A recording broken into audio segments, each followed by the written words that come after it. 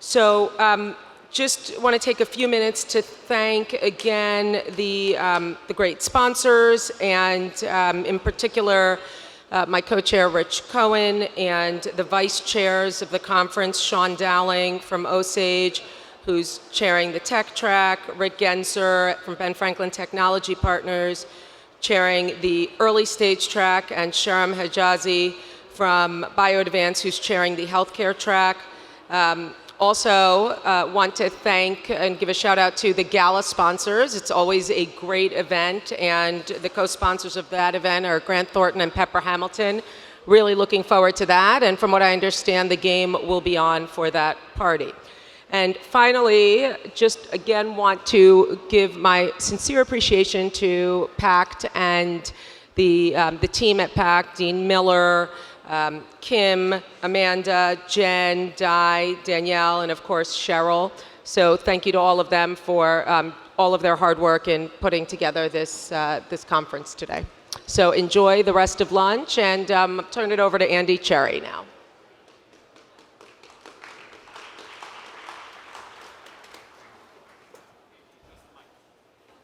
I got one.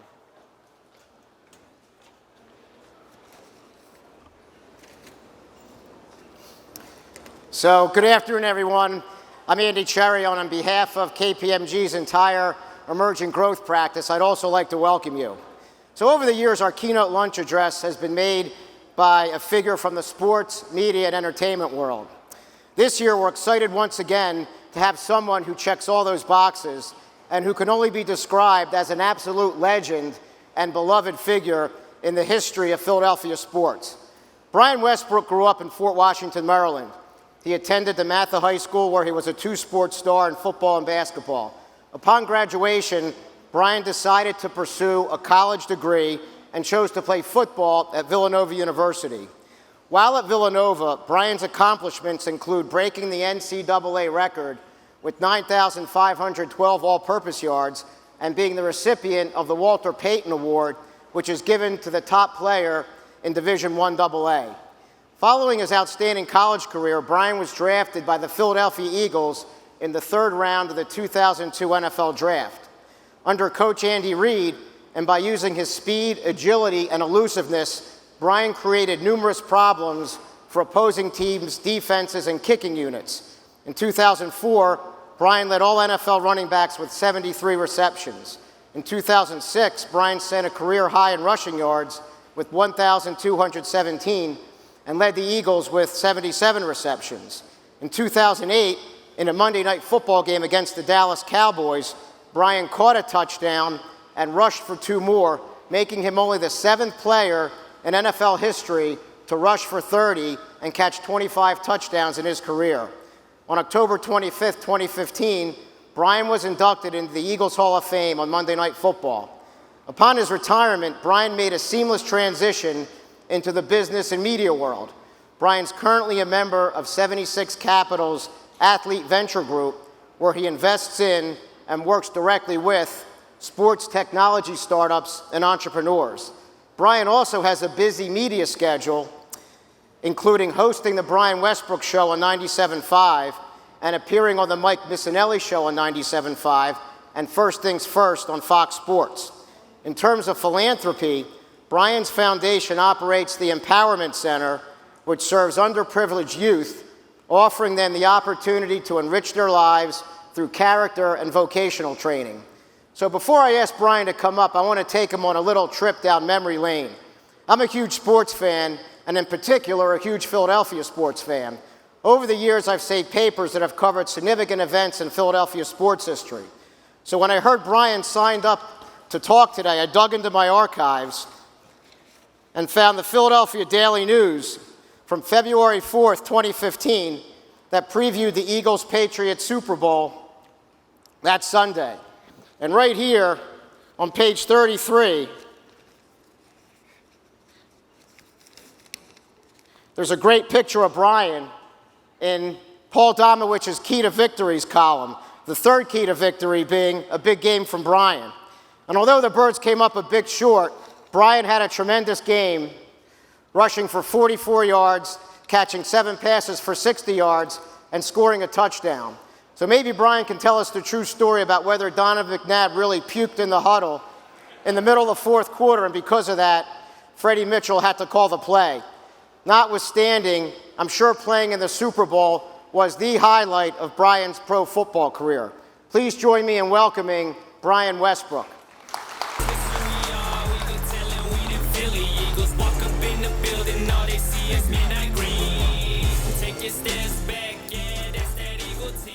Thank you, Andy. Thank you guys so much for being here today. When I first started talking to Andy, he said, "You're 5'8". How the hell did you play in the NFL?" I said, "Well, first of all, I'm 5'10". I said, "But look at you. You're 5'2". How the hell aren't you a jockey?"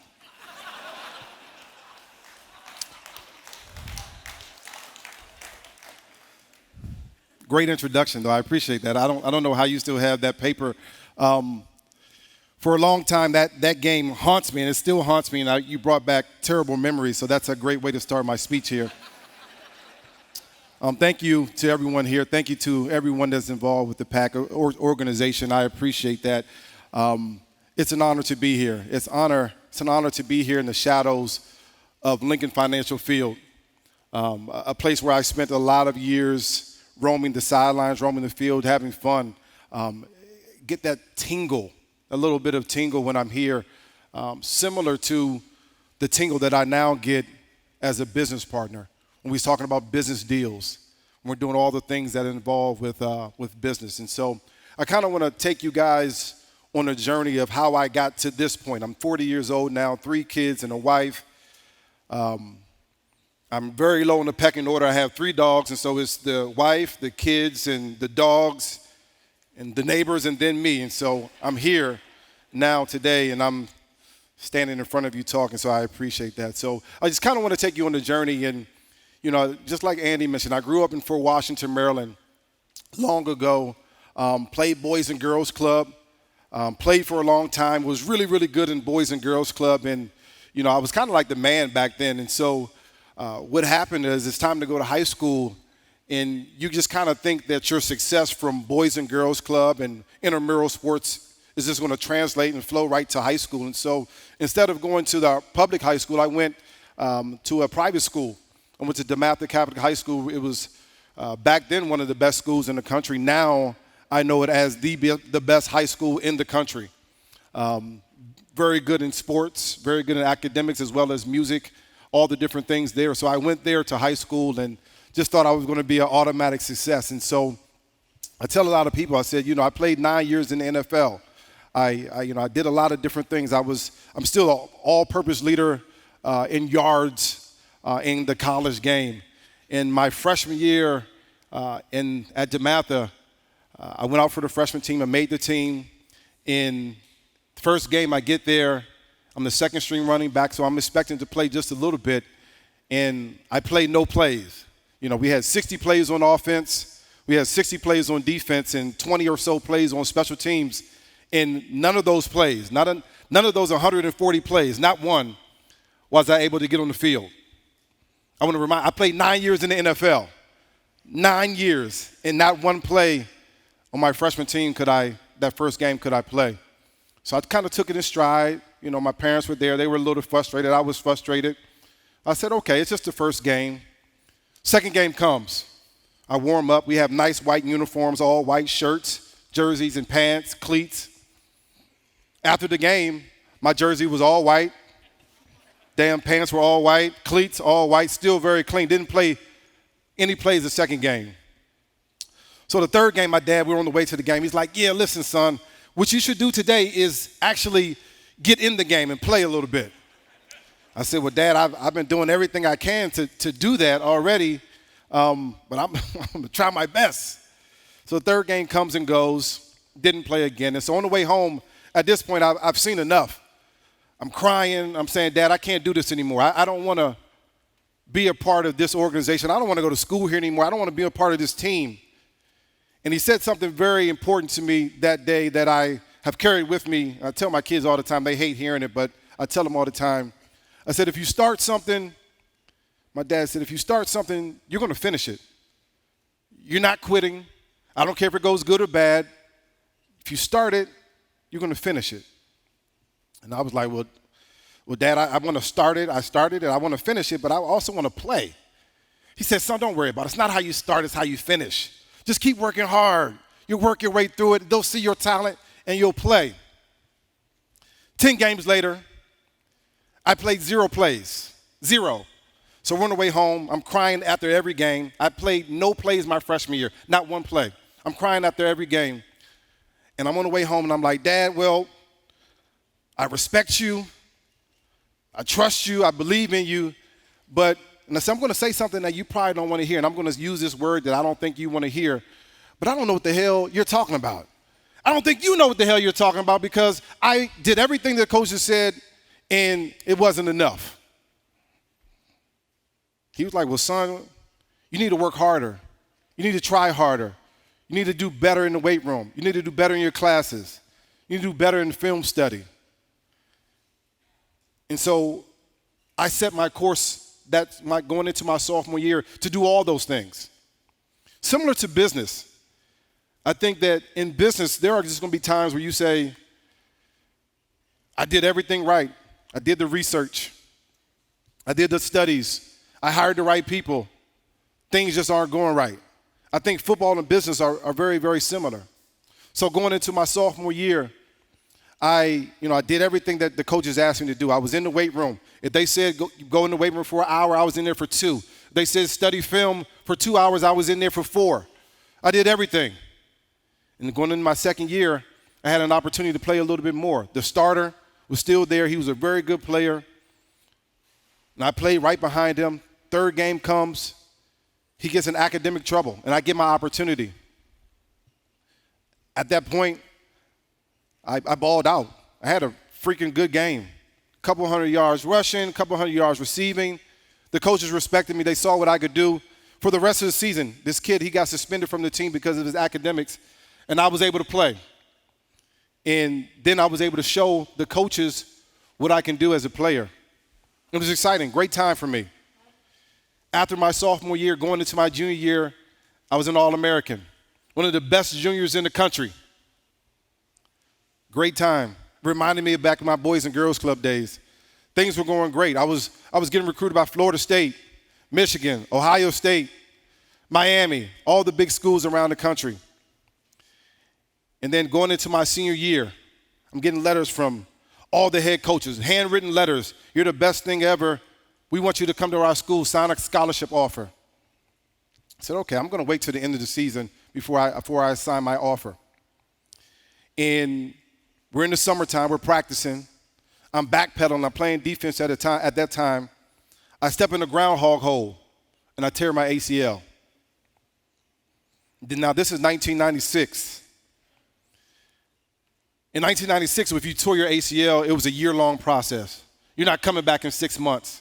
You're not coming back in 8 months. It's going to take a year. All the college teams that were saying that they wanted me there, they all said, well, you're short, you're not going to be fast anymore, and you have a torn ACL. Quick question. Has anybody ever told any of you guys that business isn't good enough? You're not fast enough. You're not smart enough. You're not going to be able to do it. They told me all those things. So I said, okay. So I played in my senior year where you're supposed to be showing all these teams what you can do. I played 5 games on the torn ACL. I put a brace on, and I played 5 games. I'm trying to make a highlight tape. I had like 3 or 4 clips. I had no highlights. The teams were like, well, how can we recruit you if we haven't even seen you play? So I went to play basketball at this point, and we're playing basketball just to see maybe I can get a basketball scholarship. My head coach came in. He said, you're never going to believe this. Villanova has come to see you play. They want to see you play basketball. They're going to offer you a scholarship. And I was like, oh, shit, really? I mean, I was a good basketball player, but I wasn't Villanova good. And I said, well, if they want to offer me a scholarship, then I want to sign right now. I don't even want to waste any time. This is my only scholarship offer. Let's sign right now. I'll play Villanova basketball any day. My coach said, whoa. They don't want you to play basketball, silly. They want you to play football. And I was like, well, I didn't even know that Villanova had a football program. When did that happen? And so it was crazy. Literally, I had 2 scholarship offers, actually 3. One to Wake Forest, and Wake Forest was worse than any school that I could imagine at the time playing football. I had a scholarship to the University of Maryland, and they were just as bad as Wake Forest. In Villanova, 3 schools wanted me. Now, 8 months before, every school in the country wanted me. 3 schools wanted me at that point. So I ended up going to Villanova. I had a really good freshman year. We were the number 1 team in the country for 10 weeks straight. We go to the playoffs. Our best player, Brian Fennery, gets hurt, and we fall out of the playoffs. But I had a really good freshman year. My sophomore year, I was one of the best players in the country, and I was an All-American. Going from my sophomore year to my junior year, I was walking home from a party or something, and I slipped on black ice, and I tore my damn ACL again. Yeah, it was bad. Tore my ACL again. It was one of those situations where you're like, what else bad can happen to a person? One of the best players in the country, again, similar to where I was in high school, and now I tore my ACL again. There's going to be points in business that things are just not going to go your way. The good thing about this time was that I didn't have before was that I had a knowledge of how to rehab. I had a knowledge of how to come back from injury. I had an internal fire that was lit inside of me that wanted me to return to be the best player that I can be. I understood how to deal with trials and tribulations. When you guys go through business, that's the same thing. You're going to have a bunch of trials. You're going to have a bunch of people doubting you. You're going to have a bunch of people saying that you can't do it. Once you go through it one time, you'll be able to do it again. After my junior year, I was an All-American. The next 2 years of school, I won the Walter Payton Award my senior year. I was the best college player on 1AA. It's kind of equivalent to the Heisman Award. It's exciting times. I was going to get drafted in the NFL. I go to the Senior Bowl, and Sal knows all about this. The Senior Bowl is an all-star game. You have all the best players in the country, from 1AA to the big schools, Florida State, Miami, Oklahoma, Michigan. So I get there, and I'm working all week long. So you practice with the NFL coaches and the team all week long. I'm practicing. I'm playing with the big guys. I'm 5'9", 5'10". I'm playing with the guys that went to these big schools. And so right before the game, I'll never forget this. I literally hate this man to the day. I carry this chip on my shoulder today. The coach comes to me, the running back coach, and says, listen, his name is Stump Mitchell. So if you see him, tell him I said this. I hate him, first of all.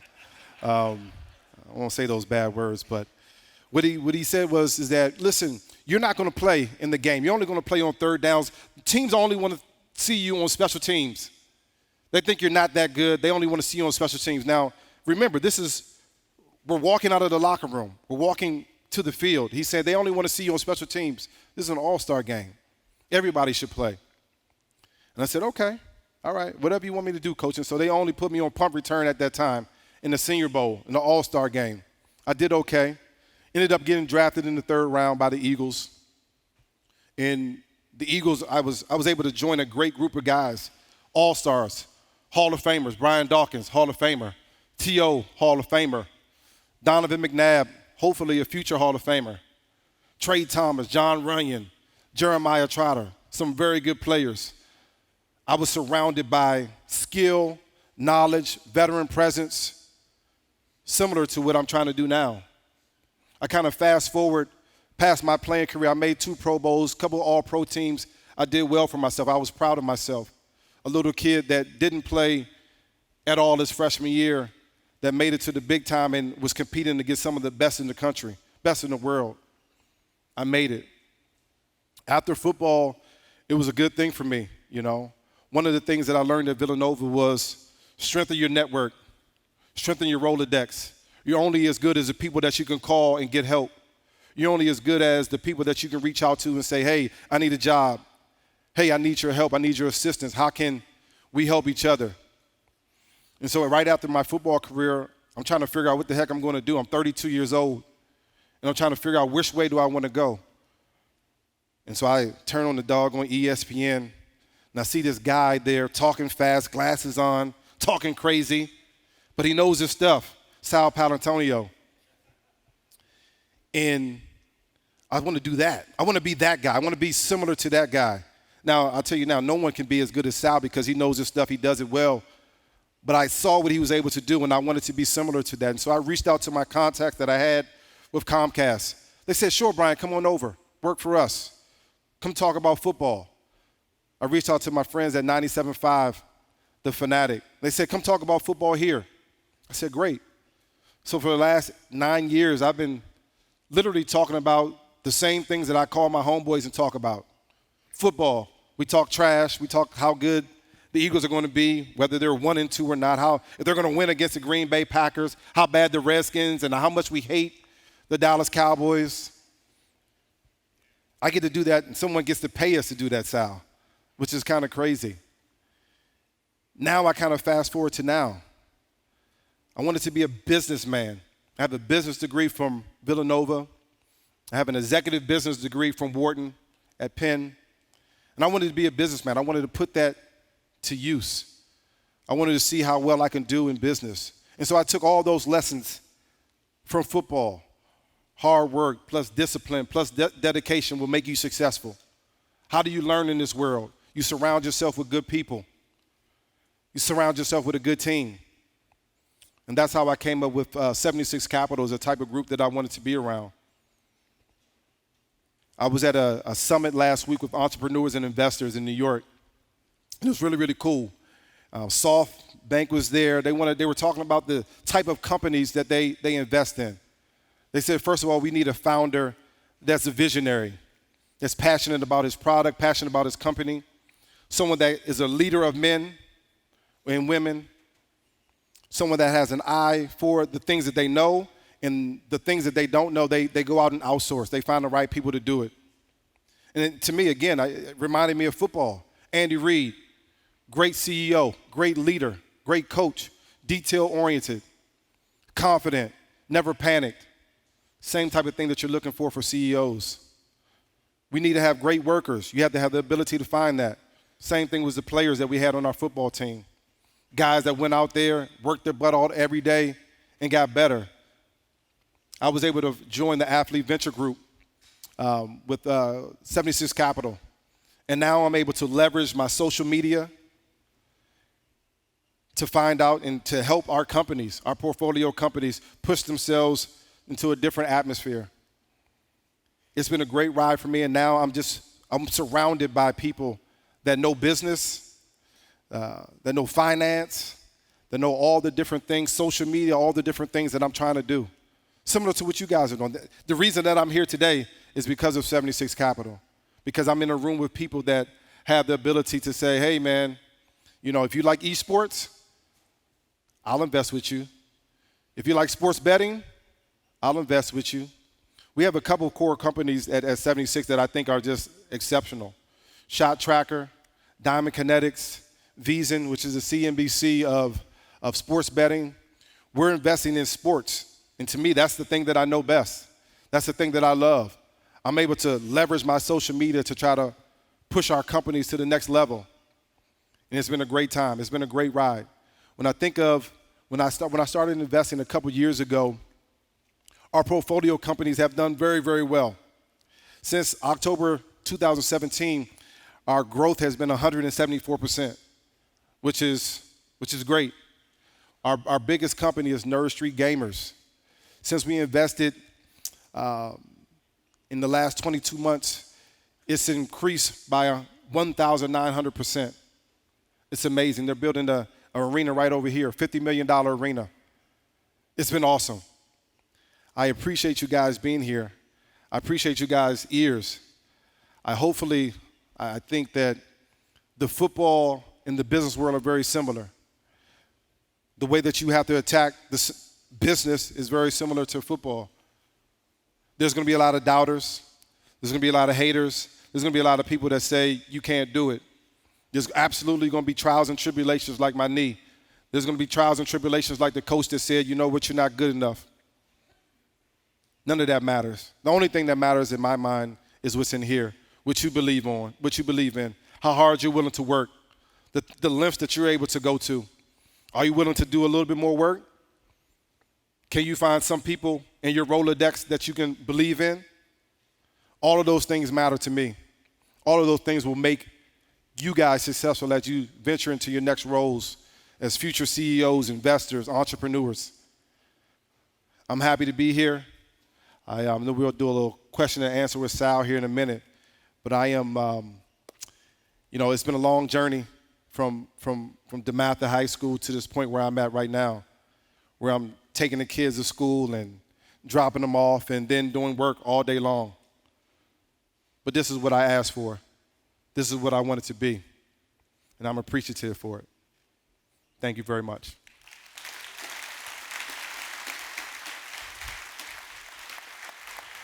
Sure. Sounds good. Please, another round of applause for Brian Westbrook.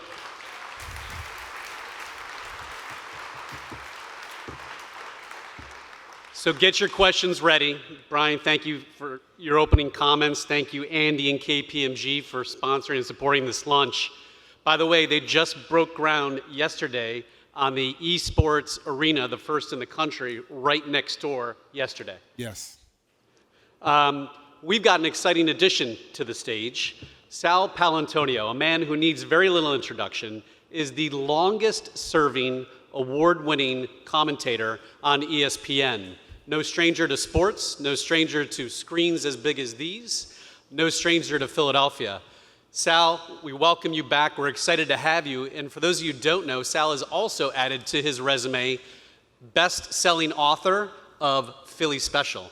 And he's going to be giving away a signed copy at the end of the Q&A that he's going to do with Brian. Again, hold your questions. Sal and Brian will take them in a few minutes. Please put your hands together. Join me in welcoming Sal Paolantonio.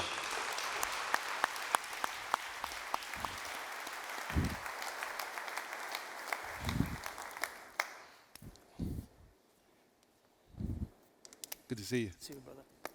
Thank you so much for having me. That was a very inspiring talk, Brian. You know, when you do this for as many years as I've done it, you're just blessed, and to be honored on the same stage with a great man like Brian Westbrook. Let's have a big round of applause for Brian. Thank you. You know, the one thing that I take away from Brian's talk is something that my father, the great philosopher, I like to call him in the sky, Vito Mario Paolantonio, who said you got to have shalom in the home. There's no amount of success in the world that can compensate for failure in the home. And I just am blessed to be on the stage with you and to know you, that you are a great family man, that you have done everything right in your life as a father, as a brother, as a son, as a husband, as a teammate, as a colleague. And I feel blessed to be a colleague of yours at 97.5 and ESPN, wherever your journey takes you, and to be on stage with you here today. So thank you so much, I appreciate it. Brian. So, you know, the other thing that my dad used to say to me was, resentment is the rocket fuel of American success, right? So we all have that little chip on our shoulder. My name is Sal, right? I was a C student in high school who went to a state school, and now I'm the longest serving reporter on ESPN with a face for radio. So you just gave us an accounting of what you had to overcome physically and in your life, you know, whatever roadblocks were in your way. And I'd like to ask you to share with the audience, what is the one thing, one piece of advice you would give them as they go and try to take the next step in their business careers, in their life in general? What's the one thing that you learned as a football player and as a businessman and as a family man? You know, it's a couple things, and I think I kind of mentioned it, but I think it probably needs to be mentioned again. There's just no substitute for hard work. There's no substitute for dedication. There's no substitute for sacrifice. And, you know, there are so many people that I play with, first rounders, you know them, Sal. There's a bunch of first rounders that come into this football world that feel entitled. They think they're first rounders, they're God's gift, and they don't work. Then there's a bunch of fourth and fifth and sixth rounders that work their butt off. I'm thinking of Tom Brady, that just get better every single year. and they don't rest on their laurels, and they just go out there and just get better continuously.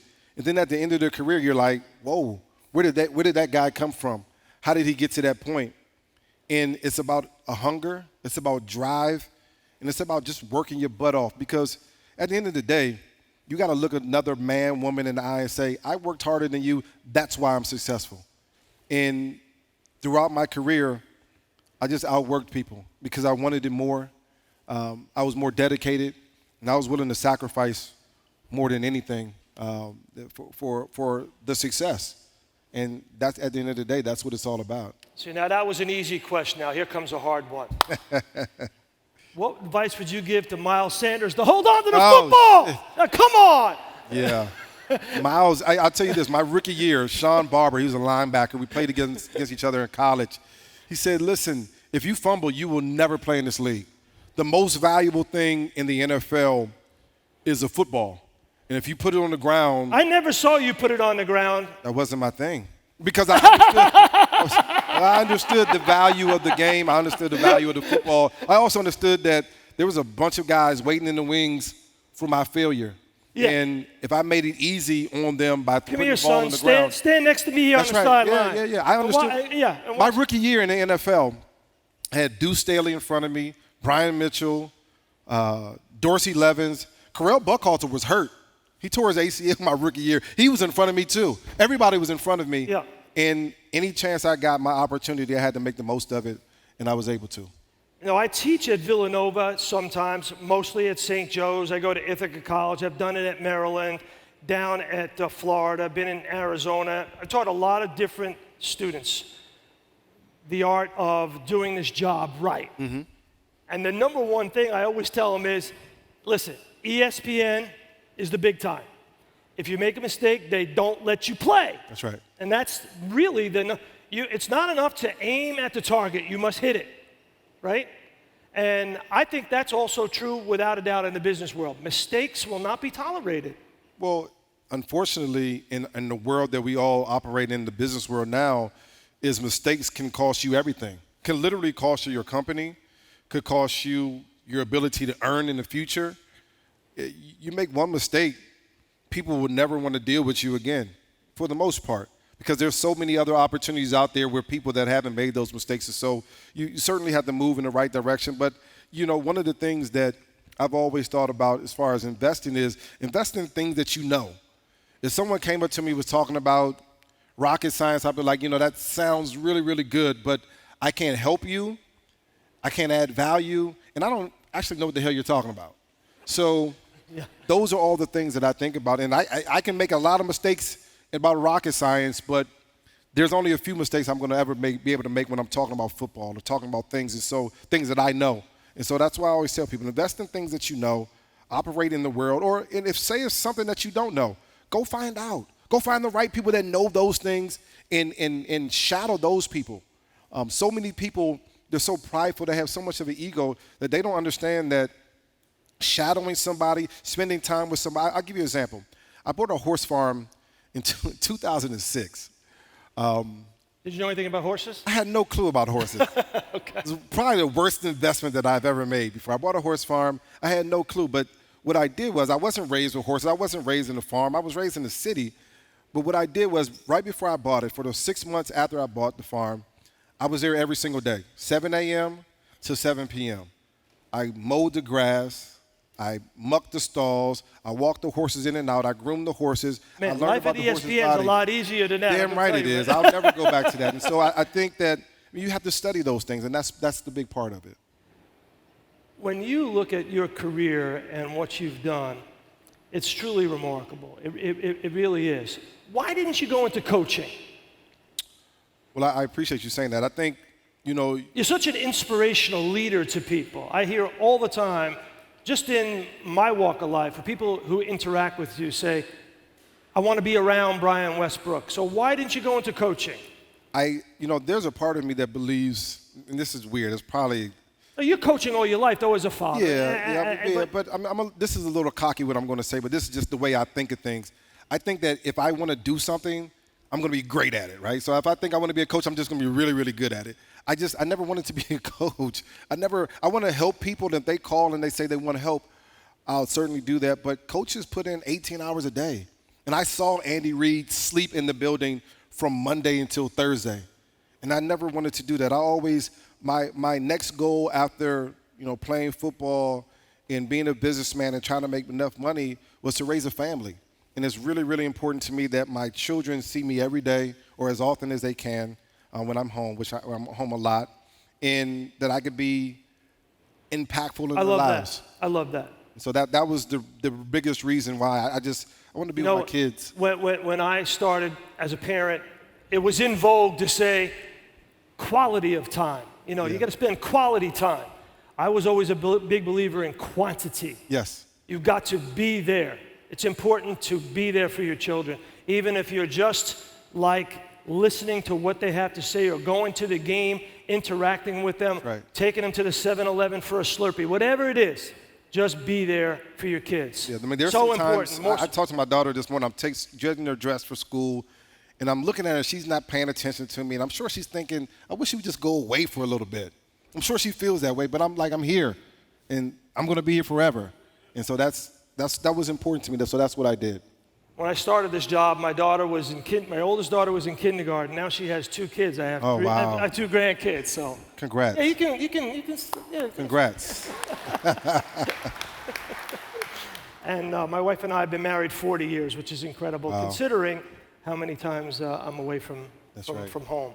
When you cover the NFL, or when you're in the NFL, there are a lot of separations, a lot of family separations, a lot of Saturday nights where you're not home, a lot of Sundays when you miss family meals. And it can be really trying on a family. It's hard to keep a family together. Mm-hmm. What one piece of advice did you give younger players to try to foster them to think about their future in family or business or in life? Well, I would always tell them, what are the things that are important to you? I mean, what is those things? What are those things? If it's family, then you need to spend the majority of your time with your family. If your business is important, then spend it with your business. That's not a decision for me to make. I just want you to, at the end of the day, when I'm 100 years old, I want to be able to say, you know what, I'm glad I spent that time with my little kids, and I'm glad I spent my time with the things that I thought were important. And if business is important to you, then spend time there. I never want to be in a place where I have regrets thinking that, man, I wish I would have done this and I didn't do it. I mean, it's almost, in the football sense, you would say, just like going into a Saturday meeting and you have a game the next day and you're like, damn, I wish I would have watched a little bit more film. Mm-hmm. That's the worst feeling, being unprepared, not fulfilling what you want to do. To me, that's always going to be the worst feeling. I remember going into training camp, and it was some years where I wasn't in top shape, and I always, the week before, I couldn't sleep. My stomach would be hurting because I knew I didn't do the work. I knew I didn't do the things that were important enough for me to be successful. And I never wanted to have that feeling. And so that's what I tell young kids. Listen, if it's important to you, make sure you do it, whatever that is. What's the one thing when you think about your NFL career in an Eagles uniform, Brian, and you're by yourself, it's maybe late at night, and everybody's asleep, and you're thinking about your Eagles career, what's the one memory that sort of, scrolls through your mind that's beautiful for you? I mean, I think playing in the Super Bowl is cool. Obviously, winning it is the only memory that you want. So the Super Bowl is kind of just erased from my whole mind. And the Patriots cheated us too, so I think that you have that. I think the one thing, and you hear this from a bunch of players, is really the time that you spend with the guys. Just hanging out. Even when I go to the stadium now, just hanging out with Ike Reese. Why is that so important to you? I think the bonds that you build with them. I mean, it's the interaction. You're 20 years old, you're 23 years old, and you're a young adult, you have money, and the time that you're spending with older guys, they're teaching you as you go. It builds who you are as a man. Was it hard to let that go on a daily basis when you left the game? Was that the hardest thing to let No, it was. So I was always of the thought process that football is going to be only going to be a small part of your life. And which is not easy to do. Most players are not like that. There's not a lot of players that feel that way. A lot of players feel that football is who they are. I'm Brian Westbrook, the football player, and I can't be anything else. I never felt that. I always felt like, yeah, I play football. That's what I do to earn a living, but I want to be Brian Westbrook, the father. I want to be Brian Westbrook, the businessman. I want to be Brian Westbrook, the husband. And after football, I was able to do that. I'm glad I didn't get married. How much did you teach that lesson to younger players? That you're more than football. Well, I think I always talk to LaShawn McCoy about that. That football is a small part. This is a 10-year thing. If you get to play 10 years in the NFL where the average lifespan is 3 years, then you're lucky. But even 9 years for you. Average lifespan of an NFL running back is 3.2 years. That's right. So Brian tripled that. That's right. I was able to do it. I was able to survive for a long time. But, if you're able to do that, even if you play 10 years, that's still a very small part of your life. You have so much more to live and look forward to. Make sure that you prepare for that. Troy Vincent told me my rookie year, he said, well, are you preparing for what you're going to do next? And I was like, Troy, I'm just trying to get ready for practice today. That's the only thing I'm thinking about. But he was right. What's the next thing that you want to do? Prepare now, because unfortunately in the NFL, when you play, I can call somebody and say, hey, this is Brian Westbrook, and they'll be like, hey, Brian Westbrook, how's it going? They'll call you right back. It's the day after you retire, you can call someone, and I'll be like, hey, Sal, this is Brian Westbrook, and click, that's all you get. And so the world changes very, very quickly. Why don't you ask me what's my favorite Brian Westbrook memory? What is your favorite Brian Westbrook? It is the punt return at Giant Stadium down the sideline. There it is. Come on now. Yeah. Come on. The Giants head coach, the blood as you ran past him, literally just ran from his face. I have a picture at my house.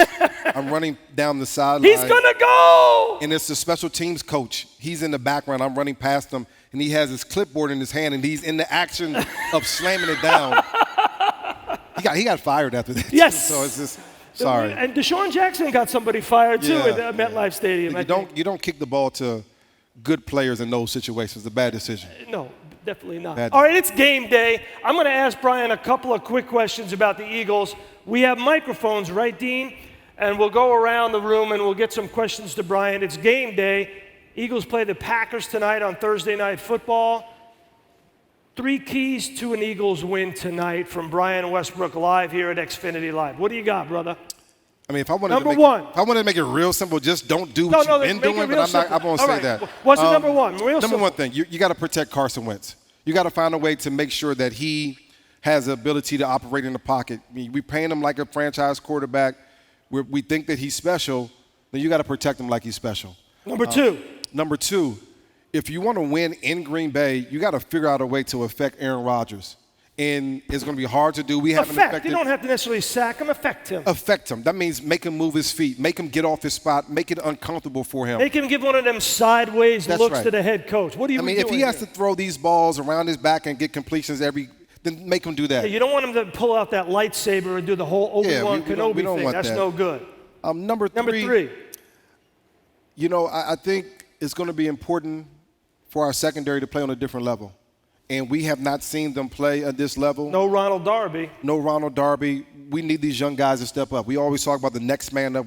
We talked about this football team in the preseason like, they have all this depth. That's why they're going to win. Well, now that depth has been challenged. These guys that are adding depth, they have to step up and make some plays. You want to know my 3 keys? Yes. Here's my number 1 key. Catch the football. That's easy to do. Should be easy. Number 2, don't turn the ball over. If the Eagles don't turn the ball over tonight, they will win the game. That's my prediction. Okay. If they do not turn the football over, they will win the game. And number 3, go back to number 1, catch the football. I've always wanted to ask you this, and I think it's important. You can ask me anything you want, Brian. How did you get here? Obviously you was in the service, right? Yes. And now you've been on TV for 30 years. Yeah. How did you get from the service, military, to this point here? I got really lucky, I was in the right place at the right time. And I started as a surface warfare officer in the United States Navy, did 3 tours in the Indian Ocean and the South Pacific. Did a lot of time chasing Russian submarines around the Indian Ocean. And one day I came back to Pearl Harbor, and my wife picked me up, and she looked at our dining room table, and she said, these seats are empty here. I need to have some children, so it's either the Navy or we have kids. You pick. and I made the right choice. Yeah. So I retired from the Navy. I already had a master's degree in journalism from NYU, so I went and did a newspaper job here at the Philadelphia Inquirer. And I was their national political reporter for 10 years here at the Inquirer. Most people don't know that. And one day, the editor of the paper walked by my desk. I was sitting next to a very famous reporter named Mark Bowden. And he said, "Mark, we're sending you to Somalia." And Mark was covering the Eagles at the time. And he said, "Who's going to cover the Eagles?" And the editor said, "We'll have Sal do it." So Mark Bowden went to Somalia. He wrote Black Hawk Down, met Jerry Bruckheimer, made $20 million, Wow. and yada, yada, yada. About a year later, I went to ESPN. Wow. And that's how it happened. Quick story. And I Right place, right time. I never even told Sal this, but this kind of happened probably 05, 06. And so I was dealing with some injuries, and during a practice, I don't know if you remember this, I tweaked my knee just a little bit. And I think the coaches may have told you that I tweaked my knee. And so Sal went on ESPN and was like, Brian Westbrook tweaked his knee, and we know what that means. He's probably not going to play this week. I mean, what that meant to him was I wasn't going to play. What that meant to me was that I didn't want to practice anymore. I was done with practice. And so I saw Sal, and I'll stop here and say this. In the journalist community, there's just not a lot of stand-up guys like Sal. There's not a lot of guys that stand behind their stories, that can break a story and say, listen, this is the truth, this is the real talk, and I stand behind it. There's just not a lot. And so I saw Sal after that, and I was like, well, Sal, I didn't say that I wasn't going to play. I just said that I tweaked my knee. And later on that afternoon, that same day, you went back and you changed your story. You went back on ESPN, you changed your story and said, you know what, Brian Westbrook actually didn't say that. This is what he meant. And to me, that meant the world to me that you actually even did that, because you didn't have to do it. You could have just glossed over it, but you had enough respect for me to go back and do it. And that's why I know when Sal says something, that's why the world knows when you say something, it's the truth, number one. You've done your research and that you're going to stand behind it, and I appreciate that. I've always respected you. Brian Westbrook, everybody. Who has some questions? We got a microphone with questions. Anybody? Yep, right here. You got a microphone? Do we have a microphone? Where are you? Put your hand up. I'll just pass it back to him. Would you mind? What's your name? Thank you. Hey, Sal. I'm Adit Gupta from Vibe.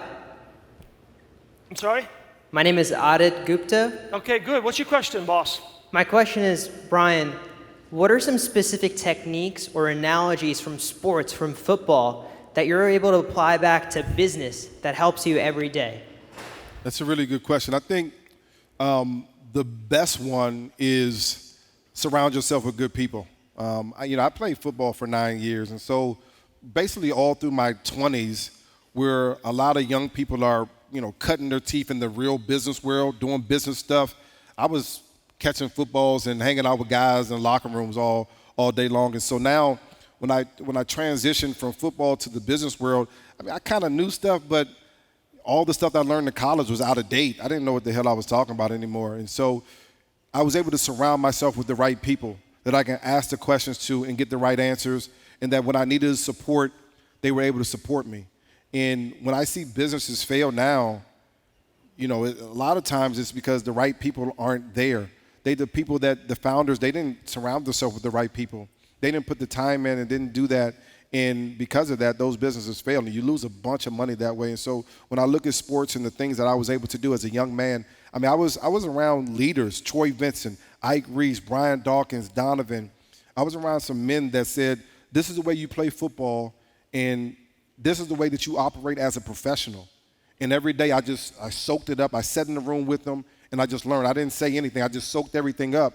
Then I was able to regurgitate that to young guys like, McCoy and Sproles and guys that I was around. And, so the strength of me has always been the people that I have around me. It started with my parents teaching me everything, and now it's kind of continued to Wayne Kimmel and John Powell and the guys, Jess and Chad, that have just done a great job with 76 Capital of putting me in the right place at the right time and giving me everything I need to make sure that I can operate properly. Raise your hand if you have a question, and we'll bring the mic to you. Hi, what's your name? Hi, my name is Stephanie Humphrey. It's great. You have a ton of transferable skills, I think, that made your transition into this industry successful. But my question is, what surprised you as you made this transition, and what were those things that you didn't feel like you were prepared for, and how did you come up to speed? Well, the hardest part for me was, you went from a place where you are studying playbooks, and then after you study the playbook, you kind of know it, and you don't have to study as more. Now you're just watching the other team a little bit, but you go from a place where you're studying in college till you don't have to study anymore. And now in the business world, it's like real work. It's like you got to study the analytics. You got to study the numbers. You got to learn these different things. And so it kind of is taking me all the way back to the college thought process, the college mindset. And so it's a totally different world. And when you think about it, a lot of athletes, and this wasn't my case, but a lot of athletes, they're so good that in high school you kind of get skated through.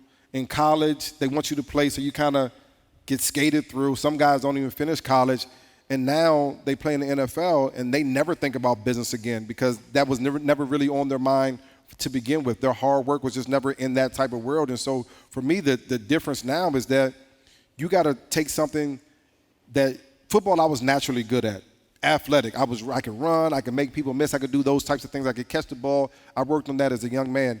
Business, I'm good at because I'm smart, but I'm not that good at it. I haven't had the experience. I had the experience in college from the book standpoint, but real world and college are two different things, which a lot of people find out. And so when you go into the real world, you're like, well, hold on. This is cutthroat, and it's not about how many years you played in the NFL, how much money you made. It's about what you know and what value can you add. And that's kind of what you're figuring out. That's what I'm figuring out now. We have Mike back here. Thanks. Hey, my name is Brad.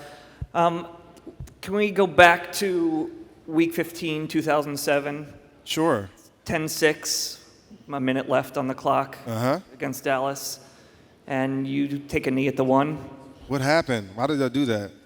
So talk about your thought process, and actually 2 parts. So what made you do it, and was it really John Runyon telling you to do that? And did you have any contract incentives that you lost because you didn't score that touchdown?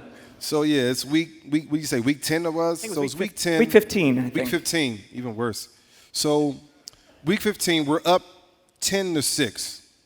And here's the thought process. The other team, if they have no timeouts, and you're at the 2-minute warning. So if you're at the 2-minute warning, they have no timeouts. They have no ability to stop the clock again. If you have the ball, you can just keep taking a knee. It's first down. You can just keep taking a knee 4 times and run the clock out, and you never have to give the ball back to the other team. That's the thought process. And so in this game, we're playing Dallas. And coaches tell you all different types of stuff in training camp, and most guys are asleep during those meetings, and I probably was dozing in and out. But this one day, I was listening to Andy. He said, if it's under 2 minutes, you have the ball and it's first down, it's pretty simple. You can keep the ball and not ever get the ball back to the other team by just kind of taking a knee. Unfortunately for us, it wasn't first down. It might have been 2nd and 10 at that point. We're underneath 2 minutes. Dallas had no timeouts. And so what has happened is I break the line of scrimmage, make a couple guys miss, and I'm like, well, if I score, the score would be 17-6, right, which is good, but we still have to get the ball back. So unfortunately in the NFL, they could have went down and scored, got an onside kick, scored again, and they could have won the game in theory. And so you're thinking, the thought process is if you can keep the possession, never give the ball back to them, they have no chance of winning, that's what you want to do. And so I literally have been haunted by this play my entire life because people on fantasy, which is so big now, I get 2 different things. Hey, I don't know if you know this, but you lost me my fantasy league because you didn't score. And the other thing is that you won me my fantasy league. I'm so thankful I won all this money. And I tell you, Sal, nobody has ever said, I won all this money, let me buy you a drink. Or I won all this money and here's your cut. They've always said, I won all this money and thank you, and they walk away. And so it's a thankless job, I suppose. To have the presence of mind to do that in that situation, though, is pretty smart. Well, it's tough. It's a tough situation because you're taught to score. That's what you do. You always score. And your motor and your muscle memory says. That's what your muscle memory says. Get into the end zone and do it that way. And really, luckily, I didn't have any incentives. Easy to go, hard to stop. Well, if I had some incentives, my decision might have been a little bit different. I would score the doggone touchdown and get a couple extra $1 million. I would have scored the doggone touchdown, and hopefully we could figure out a way to win. That's why you're not a coach. That's right. Back here, we've got another question, please. If we have a mic.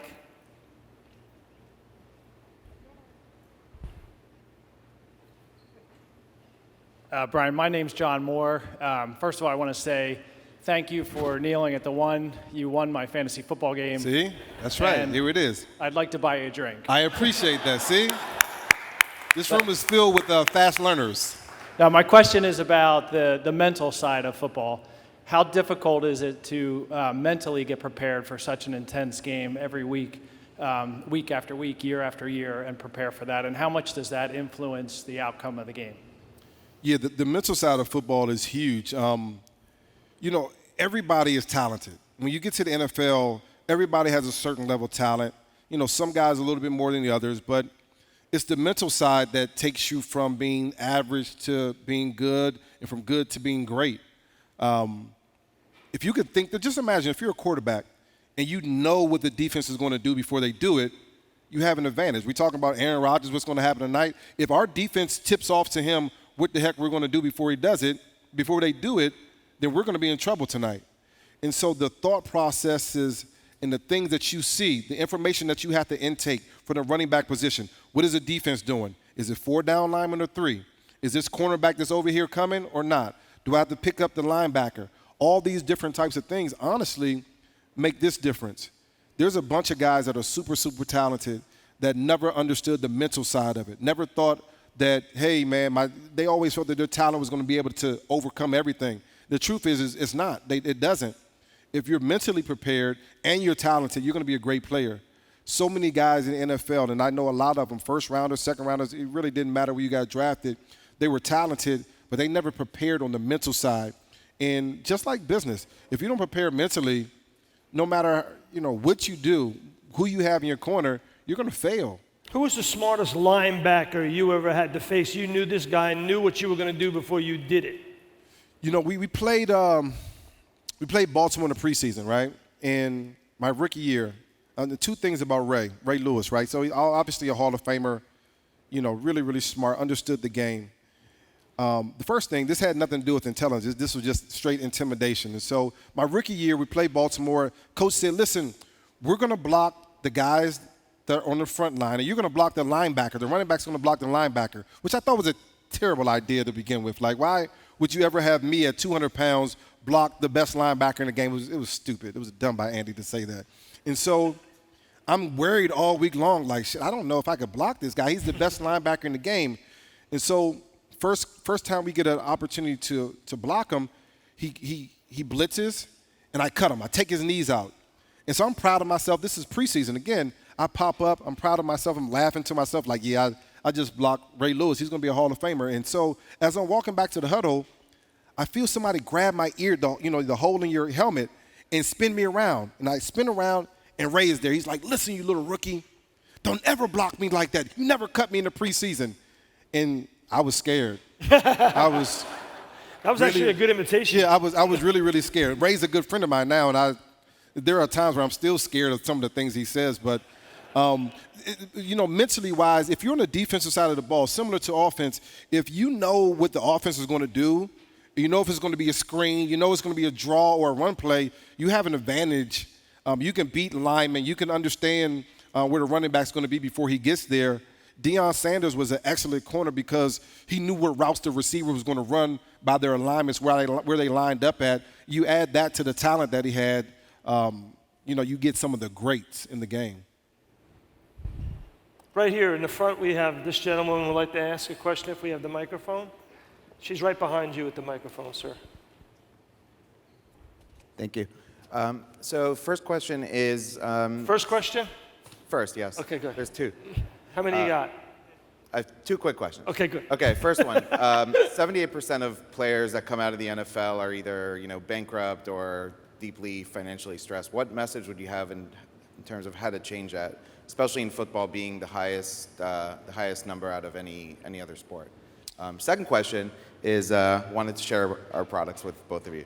Oh, I can lovely. read that. Thank you, man. That's pretty cool. Thank you.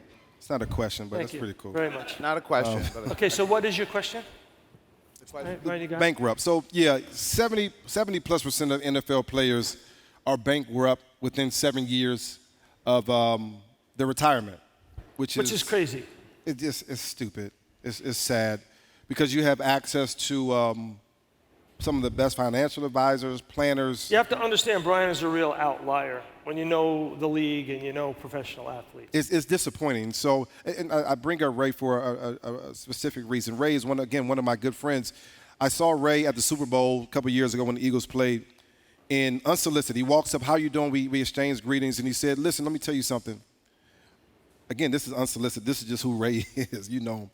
He said, "If you have somebody working for you, they better teach you something. So if you have an accountant, they better teach you something. If you have a marketing guy, they better teach you something. If you have a promotional type of guy, they better teach you something. Because at some point, if they never teach you anything, you always will need them." And unfortunately, so many of our players, they have a guy that does their financial stuff, and they just trust them because they don't know, and they're not willing to learn that stuff. So many of our guys, they have a guy that handles their money, and they're like, "Yeah, go invest in this and go invest in that. We're going to do this and that." And unfortunately, when the money's gone because they've been stealing from them and they've invested in things that you don't believe in for so long, you really have no recourse. Again, there's a lot of players in the NFL that just haven't been academically inclined, and they depend on other people to do stuff. And unfortunately, because of that, when those people fail, the athlete fails as well. It's sad what the players have gone through. And a lot of guys don't understand this simple thing, and I'll wrap it up with this. When you're making millions of dollars, you can spend $1 million. If I make $5 million this year, I wouldn't spend $1 million, but you can spend $1 million and still be okay. When you're making $500,000 and you spend $1 million, that's not going to be cool. It's only so long that you can do that. And unfortunately, a lot of NFL players, they keep spending at a high level after the income has dropped, and they continue to be bankrupt because of that. And I'll give you this last thing. My rookie year, the guy that got drafted with me, he said, "Listen, I got $1 million in my signing bonus. I'm going to buy $1 million house. I'm just pay for it with my signing bonus." I was like, "Well, yeah, that sounds good." I said, "But just so you know, when you get $1 million, there's this guy named Uncle Sam that's going to take half of that, and then you just have half. So you really got $600,000. And he had no understanding of that. He had no understanding of taxes. And so he got his little check. He had already bought the damn house, and he's like, "I'm short. I don't have the money to pay for this thing." And his whole mindset was blown because he thought he got $1 million check and he had to pay taxes. So many of these guys need the education. I think it's incumbent of the NFL, the teams. If they do a decent job of teaching these guys, I think they can do better. I think that the NFL makes so much money that they should be held to a different standard. I think that the teams, and Sal, you're in the league, but I think the teams can do a better job of saying, "Listen, I want to connect you. You have 53 players on your team. I want to connect you with the 176 box suite owners in this building. You go to the link right now, you have 176 suites. In my mind, if you have 53 players, 45 of which will need jobs after they finish playing, why can't you connect them with those business owners there? Why can't you say, "Hey, you're going to need a job. You want to be a cleaner? Cool. We got a cleaning company that owns a suite here. Let me connect you with them." Unfortunately, so many of the teams are worried about wins and losses and not the future of these guys. And I think that's sad. And, I think they have to do a better job with that. What's tonight's score going to be? Are there any Eagles fans here? Before I Whoa, answer. whoa, whoa, whoa. Well, since there's Eagles fans here, I'll say the Eagles are going to win. No. Come No, on, I'll give tell me you the the truth. real score. What do you I'll tell score? you this. I think they're outmatched. I think that our secondary is going to get torched by Devontae Adams, who is a very good receiver, and Marquez Valdez-Scantling, another good receiver. The things that Green Bay is really good at, and they haven't perfected quite yet this year, we're very, very bad at. And I think they run up the score just a bit. I think the score ends up being 28-14. Who? Green Bay. Oh. What do you think? Tell me what you think. You said the Eagles are going to win. I think the Eagles are going to win 23-20. Okay. See, Sal, he's a vet in the game. He knows how to play to the right crowd. He's a vet in the game. I'm just trying to keep it real. Keep it in the real, that's right. Okay, well, quick trivia question, and I'll sign this book. From 1973 to 1982, who was the leading receiver in the NFL in catches, touchdowns, and yards? Raise your hand, right there. No. Raise your hand, please. Raise your hand. Harold Carmichael is correct. Very good. Harold Carmichael, who we're going to get into the Hall of Fame. Thank you so much for coming tonight. Thank you. Thank you. Appreciate it. Oh. How you like it? How you like it up here? Hi, everybody. Tom Dwyer. I'm chair of our emerging company group at Pepper Hamilton. And I just want to quickly remind you that we're having the gala tonight at 6 o'clock after the Lion's Den. I hope to see you all there. And now I think Richard's coming up. Okay, your attention for just 1 minute while we go over the afternoon, if you don't mind, just 1 minute. First thing, you'll notice that Brian was able to make it through his pre-presentation warm-ups up the stairs without tearing a hamstring, unlike the Eagles receivers, which is impressive. So Sandra stole my script about 3.5 hours ago, so I'll just make up the announcements for the afternoon. When Cheryl gets mad at me when I inevitably miss something, just remember I'm comforted by the fact that I encouraged you in the morning to download your 2019 Capital Conference app, which has the actual agenda. Brian is going to be with us for a couple more minutes. Brian's going to be up on the balcony. He's going to be available to answer some questions, meet and greet people. In addition, we also have these really cool footballs that were made with some KPMG and Dwayne Mars logos, because when you think football, you think KPMG. So again, Brian will be upstairs at the balcony. We have the feature presentations featuring all the tech, early stage healthcare companies, sponsored by Morgan Lewis, Fox Rothschild, and Independence Blue Cross. We'll make it back here for the Lions Den at the afternoon, sponsored by Cozen, and Mark Letterman will lead that, and then the gala this afternoon. So remember to go upstairs, grab your really cool footballs, and enjoy the afternoon. Ladies and gentlemen, be sure to return to the NBC Sports Arena for 4:45 Lions Den.